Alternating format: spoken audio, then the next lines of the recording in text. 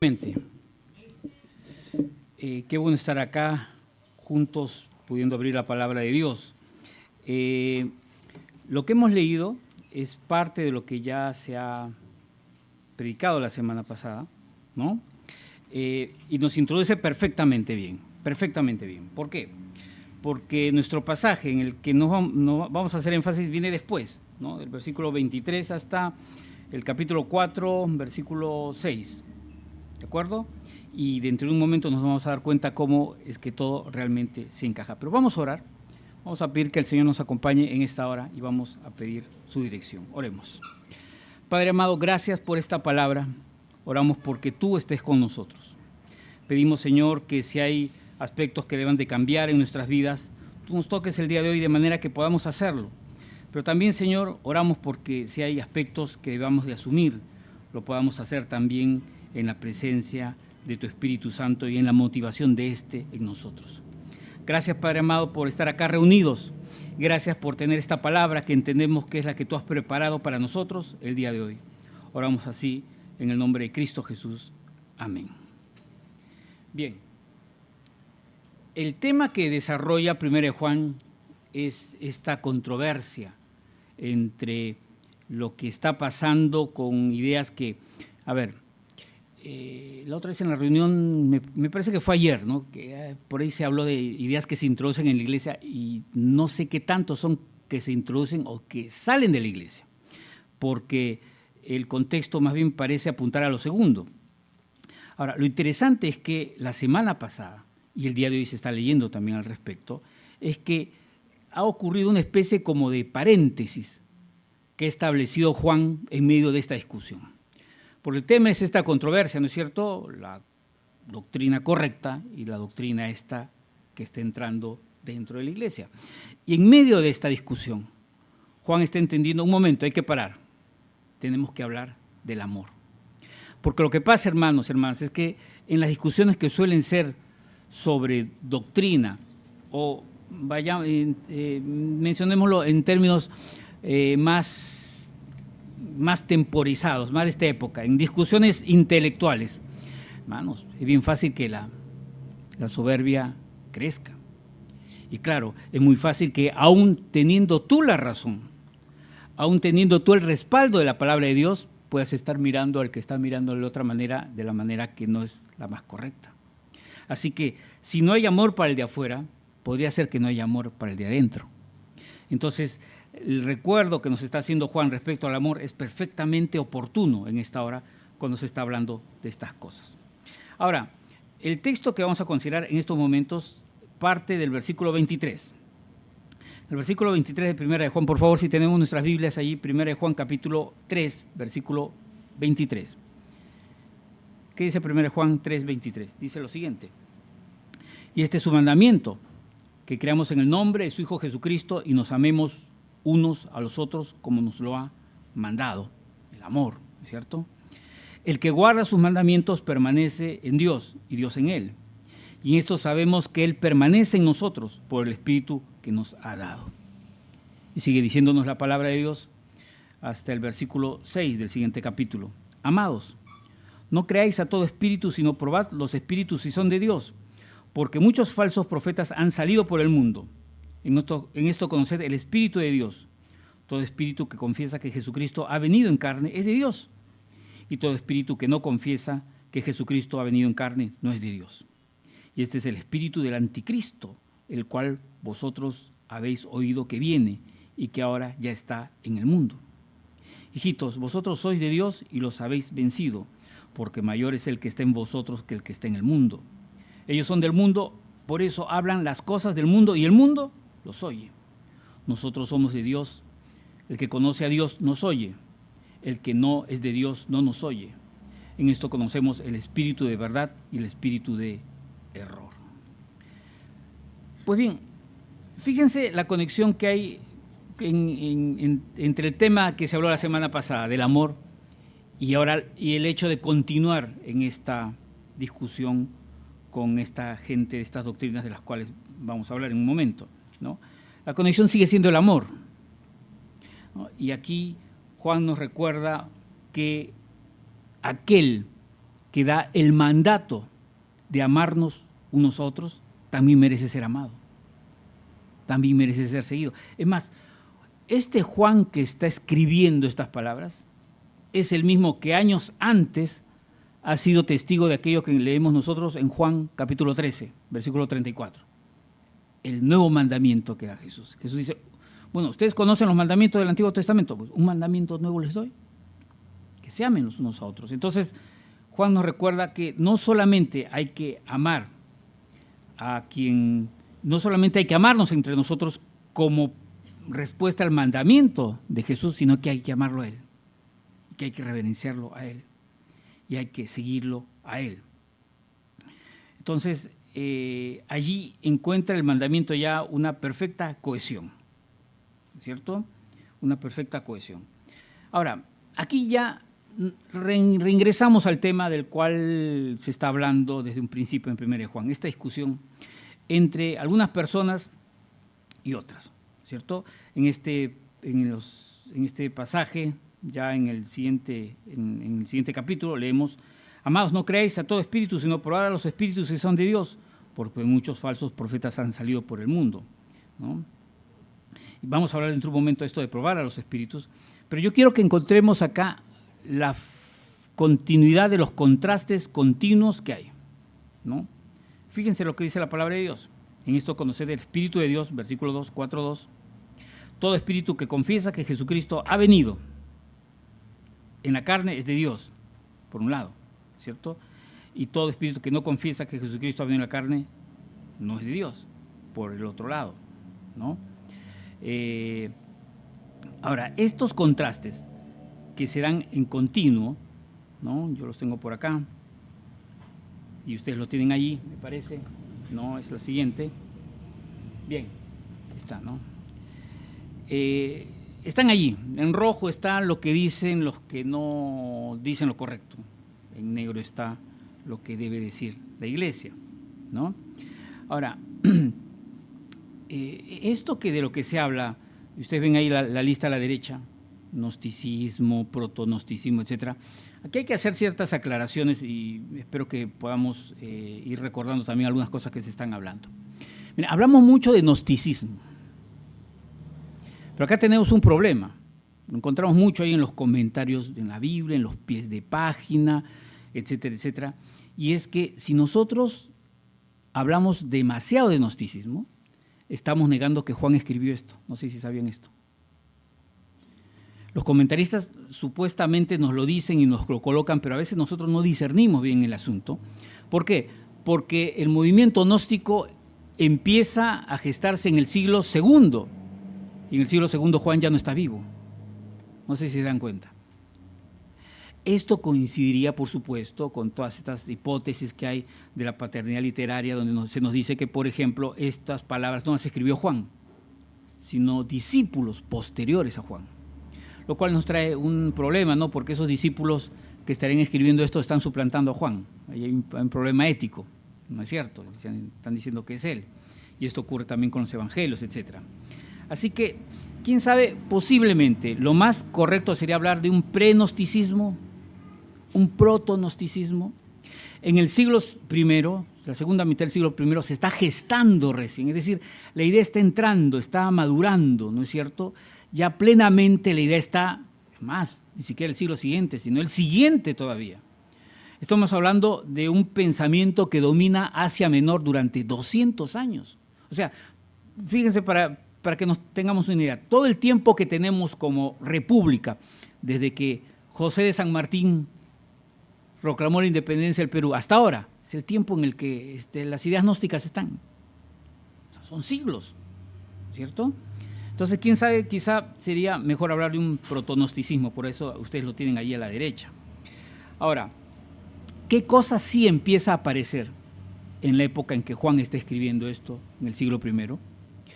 Empiezan a aparecer movimientos que nutren posteriormente al gnosticismo y que por ahí tienen varios nombres. Por ejemplo, ustedes ven ahí en tercer lugar la palabra adopcionismo. ¿Qué era el adopcionismo? El adopcionismo era una herejía por la cual se sostenía que por naturaleza propia Jesucristo no era Dios. Y que siendo una persona virtuosa y todo lo que se quiera, solamente en determinado momento de su vida es adoptado como hijo de Dios. Es decir, Dios lo adopta. Y lo que suelen decir muchos los adopcionistas en ese entonces es que esa adopción se produce al momento del bautismo. Es decir, en el bautismo es que desciende el Espíritu Santo de Dios y Dios hace a Jesús ya el Hijo de Dios. Bastante de eso no era el Hijo de Dios. Bueno, esto es lo que dice esta herejía, que es condenada, por supuesto. Ahora, esto llega a tener formas más refinadas, más específicas, y ahí ustedes encuentran la palabra docetismo, ¿no? El docetismo hace referencia a las ilusiones, ¿no? El doceta, la palabra viene por ahí, de lo iluso, lo que no ocurre realmente. ¿Por qué? Porque el docetismo nos dice, entre otras cosas, que cuando Jesús sufre y cuando Jesús muere en una cruz, realmente no sufre ni muere, sino que en apariencia los seres humanos vieron eso con sus ojos, pero era una especie de ilusión, no ocurría realmente. Ahora, ustedes se preguntarán, ¿por qué surgen estas herejías? Yo les cuento que tienen muy buenas intenciones detrás. ¿Cuáles son las buenas intenciones? Llamémoslas buenas intenciones por lo pronto. Estamos hablando de una actitud respecto a Dios que busca respetar el carácter espiritual y santo de Dios. Dios es santo, Dios es espíritu, y por lo tanto, si Dios es santo, ¿cómo se va a hacer carne, por favor? Si la carne, si la naturaleza, si nuestra propia biología es pecaminosa. No solamente es pecaminosa, es indigna. Hace cosas incluso cuando acaba su proceso metabólico que serían indignas de pensar en Dios. Entonces no es posible que Dios pueda hacer carne a la vez. No sé si ustedes entienden por dónde va la idea, ¿no es cierto? Además Dios es santo y los seres humanos, por más que busquemos la santidad, siempre tendemos a... Entonces, ¿cómo Dios va a tomar una forma pecaminosa?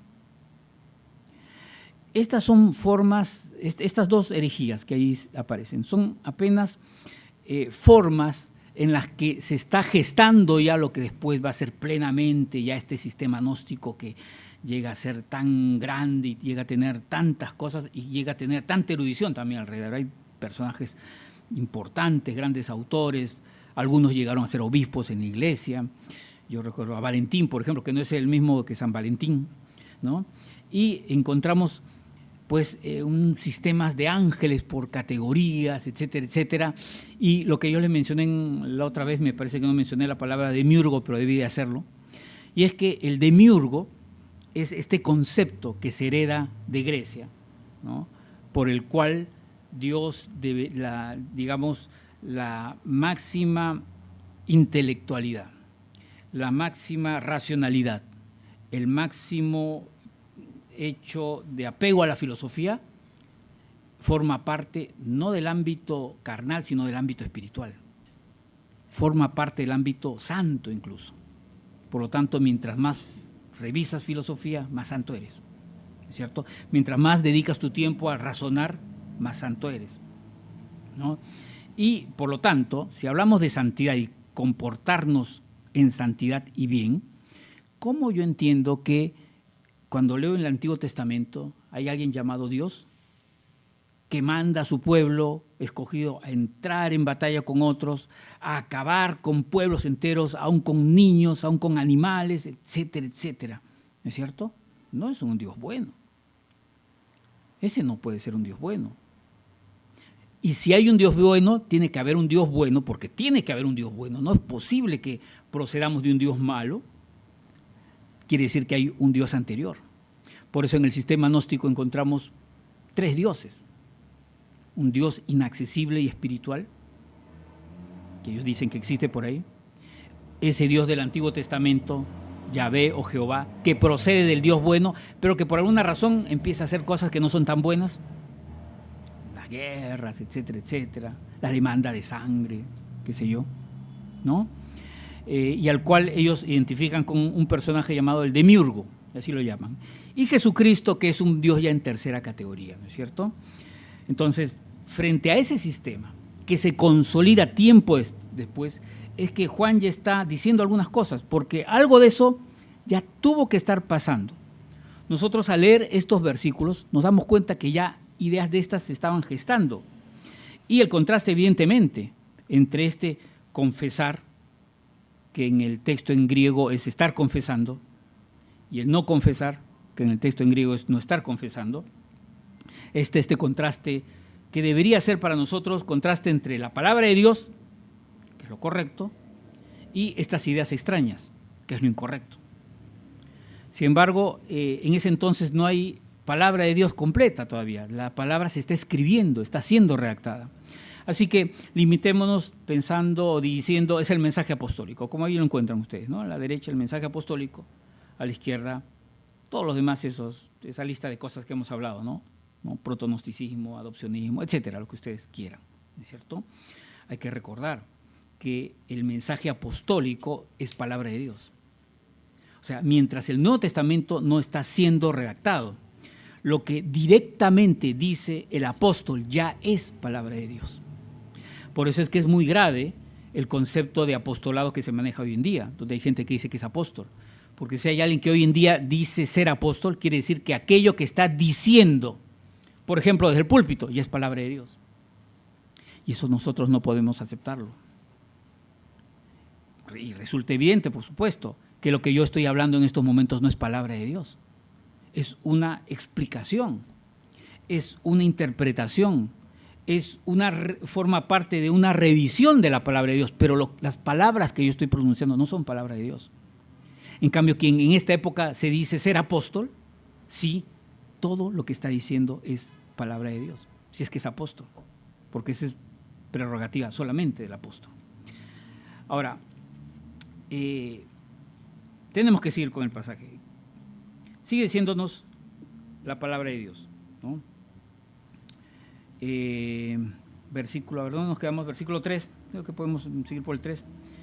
Todo espíritu que no confiesa que Jesucristo ha venido en carne no es de Dios, y este es el espíritu del anticristo, el cual habéis oído que viene y que ahora ya está en vosotros. Vamos a detenernos en esta parte dentro de un momento, porque esto es bien interesante, pero yo quiero en estos momentos retroceder un tanto y hablar de esto de probar los espíritus. La primera vez que yo me acerqué a este pasaje fue cuando alguien me dijo, bueno, era alguien que fue la persona con la que yo acepté a Cristo, ¿no? Que era, no sé si nunca les he contado mi testimonio, ¿no? Yo tenía como 17 años, el pelo hasta por acá. Estaban unas cosas muy aficionado a cosas muy espirituosas en otro sentido. Y tenía un vecino, ¿no? Que lo conocí por ahí, ¿no? Y un día me habló de Cristo y hablamos y yo acepté a Cristo, ¿no? Después de conversar con él ya en varias ocasiones, ¿no? Él era bautista, lo recuerdo muy bien. Pero tenía una actitud muy mística, ¿no? Por ejemplo, él me decía, cuando te encuentras con un endemoniado, ¿cómo sabes si es que está endemoniado o no? Pregúntale, ¿no? Sobre la base de este pasaje, ¿no? Confiesa, ¿Jesucristo vino en la carne o no vino en la carne? Si te dice que no vino en la carne, es un demonio. Si confiesas que vino en la carne, de repente está mal de la cabeza, algo, pero no está endemoniado, ¿no? Claro, este pasaje puede ser espiritualizado de esta manera. Sin embargo, nosotros debemos de considerar que cuando hablamos de espíritu, muy probablemente se está hablando en los mismos términos en los que hablan los protonósticos, por acá, ¿no es cierto? El protonosticismo. O sea, el espíritu no como un ser espiritual, sino como un pensamiento en el cual se está, ¿no es cierto?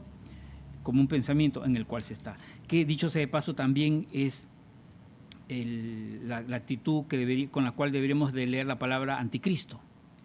Porque si queremos pensar en el anticristo como una persona concreta, posiblemente tengamos que irnos a Apocalipsis. Pero si estamos pensando en el anticristo como una actitud que gobierna una ética y gobierna un pensamiento, sí es válido que no solamente se hable acá de anticristo, sino como dice Juan versículos atrás, anticristos. Hay anticristos, ¿no es cierto?, que manejan esa lista de pensamientos que tienen ustedes ahí a la derecha. Ahora, esto del anticristo también hay que recordar un poco lo que estábamos diciendo hace algunos días, ¿no? Y es que este pseudocristo, que es el anticristo, es una idea, una actitud, no una persona, que siendo idea se convierte no solamente en un riesgo para aquel que maneja la mala doctrina, sino también para el que no la maneja. Y entonces, dentro de un momento vamos a explicar esto, ¿no? Porque, fíjense, yo estoy recordando cómo es que alguna vez, en algún mensaje que yo escuché, alguien me graficó cómo era la iglesia primitiva en ese entonces. Si ustedes se ponen a pensar bien, la cosa varía bastante de cómo es la iglesia hoy en día o cómo es esta congregación a la que yo estoy mirando desde esta posición. Imagínense ustedes una congregación en la que de cada 10 varones, solo 3 o 2 saben leer y escribir. Imagínense una congregación donde la totalidad de las mujeres no sabe ni leer ni escribir. Imagínense una congregación donde se tiene uno que otro rollo de algún texto del Antiguo Testamento, o a veces ni siquiera eso, o una que otra porción de una carta que ha llegado de uno de los apóstoles. Esa es la iglesia primitiva. No sé si se dan cuenta. Esa es la iglesia primitiva. Bien distinta a la de ahora. Y es en ese contexto de que la iglesia está privada de acceso a muchas cosas con el solo hecho de que no todos sepamos leer y escribir si fuéramos parte de esa iglesia, donde se levanta parte de la iglesia que sí sabe leer y escribir, porque el protonóstico sí sabe leer y escribir. Sabe porque es experto citando autores, leyendo otros textos, ha leído y revisa constantemente el Antiguo Testamento, lo que llamamos hoy en día la Septuaginta en griego. Entonces es alguien con cultura. Y no solamente esto, es alguien que en el contexto de la congregación constantemente espiritualiza todo. Todo tiene un sentido espiritual. Y tenemos que ser espirituales, por supuesto. Hay un llamado a la espiritualidad. Y sobre todo, esta es la última característica que voy a mencionar de ellos, porque no es mi intención hablar de ellos durante todo el tiempo. Les gusta la discusión. Te buscan todo el tiempo la discusión. Dices algo, te lo discuten. Dices otra cosa, te lo discuten. Y esa es la razón por la cual por allí Juan en determinado momento antes de esto dice, ustedes no tienen necesidad de que les enseñen. No sé si se han dado cuenta.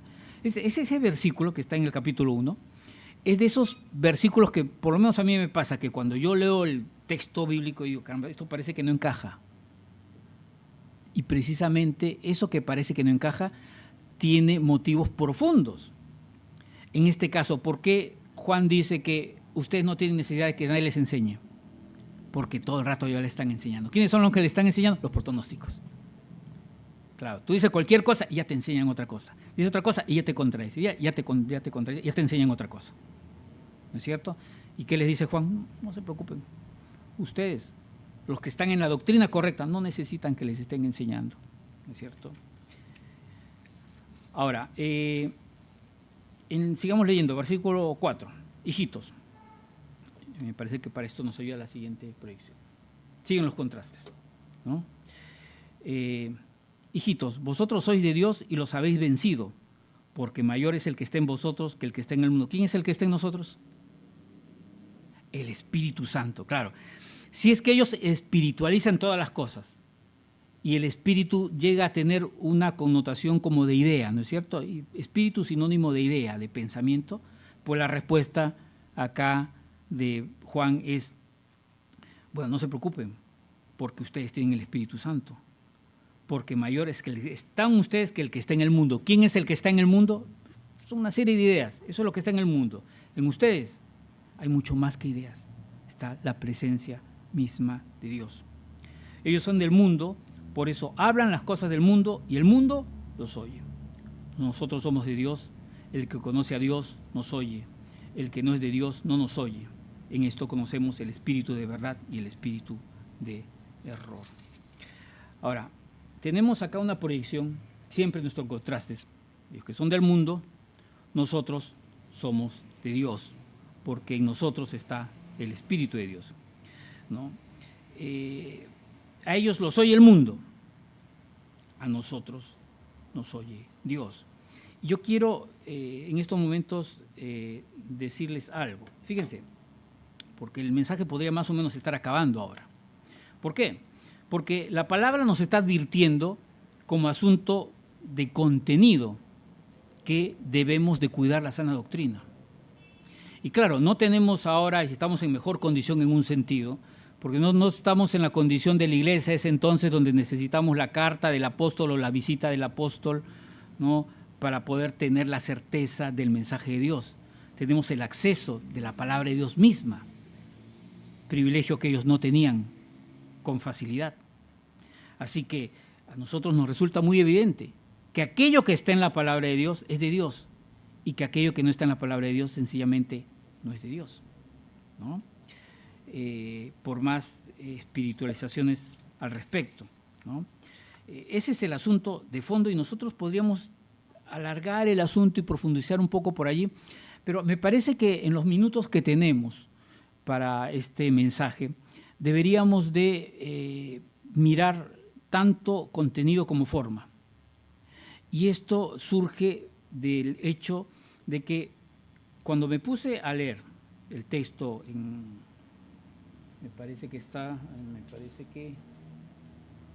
cuando me puse a leer el texto en griego me di cuenta de un detalle, el akouo. Ven ahí la palabra akouo. Esa ahí dice akouo, esos garabatitos. El griego es bien fácil, miren. Las letras tienen equivalencia perfecta para nosotros, ¿no? Esa alfa es como una A, esa capa es como una K, ¿no? El Omicron es como la O, etcétera, ¿es cierto? Entonces es fácil, ¿no? Ese akouo, de ahí viene acústica, es oír, ¿no? Pero no es un oír cualquiera, ¿no? Yo quiero acá retroceder porque me parece que más importante es ver este asunto, ¿no? Porque estamos viendo cosas de forma, que son secundarias, pero son importantes a considerar. El centro de lo que debemos considerar hoy es el contenido.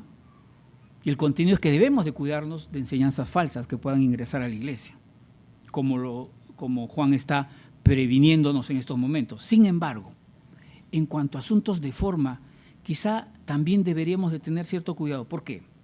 Porque fíjense, versículos donde aparece esto, versículo 3, casi al final del versículo 3, el cual habéis oído, se habla del anticristo, habéis oído que viene. Por ahí versículo 5, ellos son del mundo, por eso hablan las cosas del mundo, y el mundo los oye.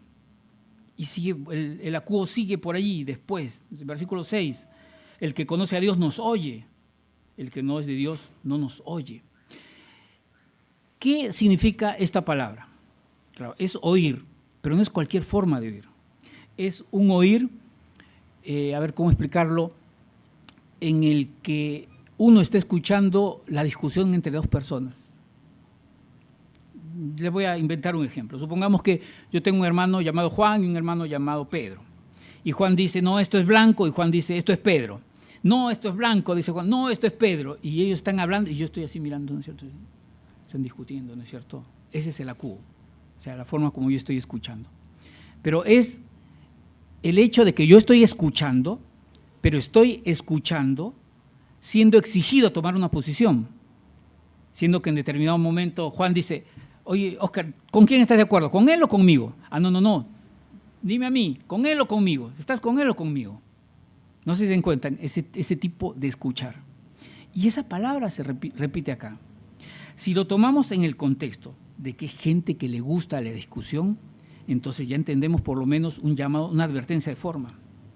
Porque si aquí lo central es que no nos podemos desviar de la palabra de Dios, eso es lo que aprendemos de la intervención de estos protonósticos, de esta gente con herejías en ese entonces.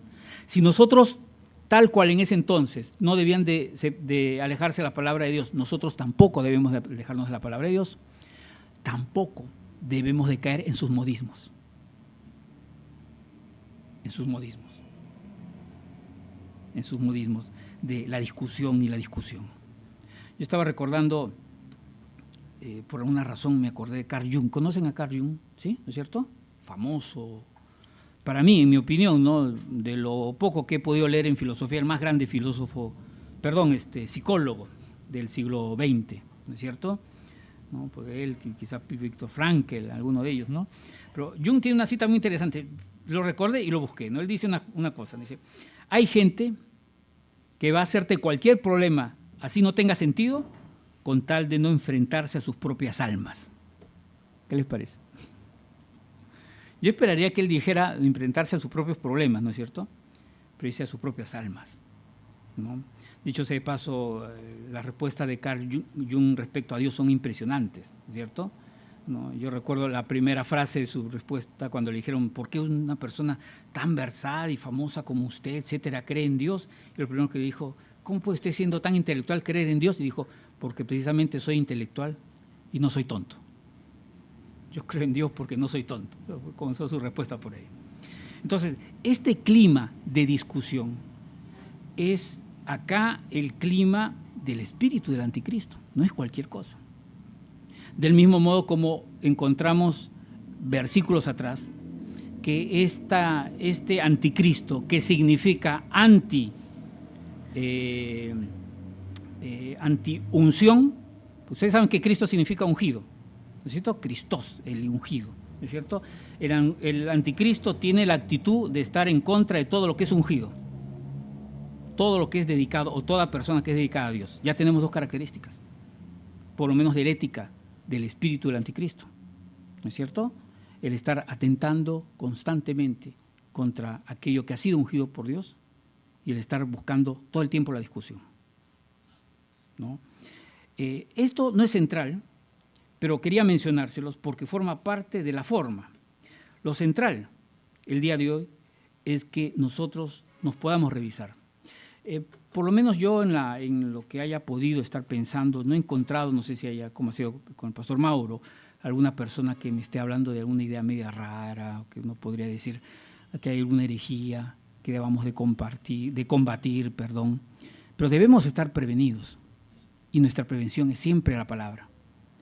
La palabra debe regular siempre nuestras vidas y es esta palabra la que debe de decirnos qué es lo que está de acuerdo a ello o qué no lo está.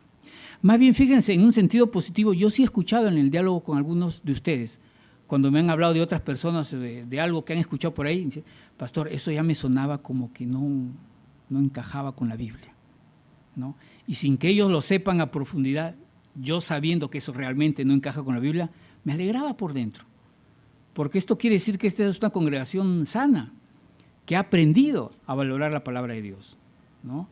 Y la demostración está quizá en todo el esfuerzo que se hace en la revisión de prédicas y mensajes. Es una congregación que ha aprendido a valorar la palabra de Dios.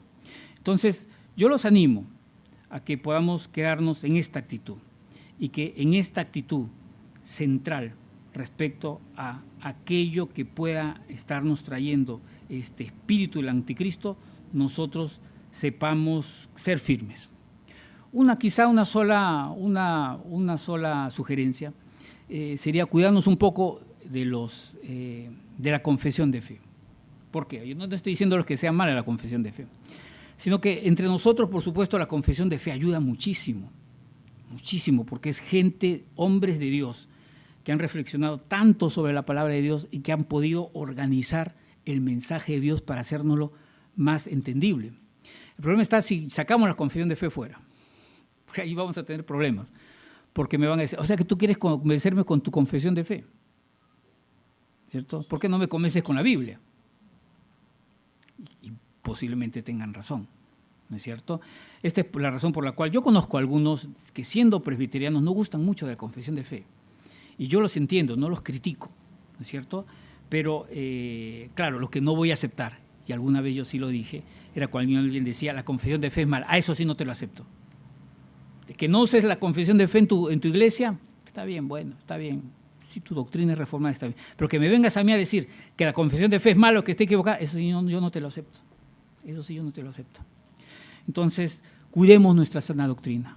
Estemos siempre pendientes de que no haya problemas que no entran, porque esa fue la palabra que yo escuché ayer, ¿no? Cuando dijimos, ideas que entran, no entran. Fíjense que esto surgió en la misma iglesia. En el contexto de lo que pasa ahí, surgió en la gente de la misma, o sea, es que a veces nosotros pensamos, gente que mezcla filosofía, es gente que primero fue cristiana, que se convirtió primero a Cristo y que convertida a Cristo empezó a escuchar acá, empezó a escuchar allá, recordó cosas que había leído antes, cosas que no había leído, empezó a escuchar a tales cuatro personas y se hizo un mundo allí y salieron cosas, por supuesto, ¿no? Como esta idea que yo les estoy diciendo que surge de la piedad. Cuando yo estoy diciendo que Dios no pudo haberse hecho hombre, surge de la idea de alguien que pretende, aspira a ser reverente delante de Dios, como para no relacionarlo con la carne humana, que tiene una alta conciencia de la santidad de Dios, equivocada, por supuesto, porque no considera el siguiente aspecto, el amor. Justo todo lo que se está hablando, el amor. Porque allí donde nosotros mismos no somos capaces de hacer algo, por amor lo hacemos. Por amor lo hacemos, ¿no? Yo sé que más de uno tendría un testimonio, ¿no? Eso, lo que yo no soy capaz de hacer, lo que yo no soy capaz de tocar, eso con lo cual yo no soy capaz de ensuciarme, yo por amor a mi hijo, a mi madre, a mi esposo, a mi esposa, yo lo hago. Dios lo hizo. Lo que Dios no debía nunca hacer, hacerse carne como somos nosotros, lo hizo. Lo hizo por amor. Y el recuerdo del amor que persiste y que insiste en estos momentos es el recuerdo de que en todo debemos de tener amor, aún tratando a quienes puedan traernos malas ideas, aún en medio de las diferencias de opinión, el amor debe gobernarlo todo. Vamos a orar, por favor. Oremos. Padre Santo, Dios del cielo y de la tierra. Señor, hay mucho más que podríamos decir respecto a esta palabra, respecto a este espíritu de verdad y este espíritu de error que suele, Señor, ya no rondar la iglesia en algunos momentos, sino estar dentro de la misma iglesia. Y en este sentido queremos agradecer por esta congregación porque por lo menos no lo percibimos en estos momentos. Señor, oramos porque nos mantengas en el espíritu de verdad. Oramos, Señor, porque en la constancia que implica ser verdadero en términos de la Biblia, nosotros seamos constantes, Señor, en servirte y en seguirte. Padre amado, gracias, porque tú nos previenes, Padre Santo, de una serie de cosas que pueden ocurrir. Y porque tú nos previenes también, Señor, de actitudes que quizá podrían presentarse también y que debemos de evitar. Ahora, Padre amado, oramos para que esta palabra se avive en nosotros. Porque parte de lo que decían estas personas, los protonósticos, o como querramos llamarlos, era que pues todo ese espíritu debemos ver las cosas en términos solamente espirituales. Nosotros queremos verlas en términos espirituales, Señor, pero queremos entender esa espiritualidad en los términos de tu palabra. Padre Santo, confesamos en oración juntos, orando juntos, porque estamos orando juntos. A mí apenas me toca dirigir esta oración. Confesamos, Señor, que Cristo Jesús es Dios hecho hombre. Y confesamos que en Él está nuestra única esperanza y salvación. Porque si hubo un término que no aparecía en los textos gnósticos, es la palabra arrepentimiento. Y nosotros, Señor, nos hemos arrepentido. Y es más, estamos en la disposición de arrepentirnos de aquello en lo que podamos equivocarnos. Bendice nuestras vidas, bendice el seguir tu mensaje y gracias por estar con nosotros. Oramos así en el nombre de Jesús nuestro Señor. Amén.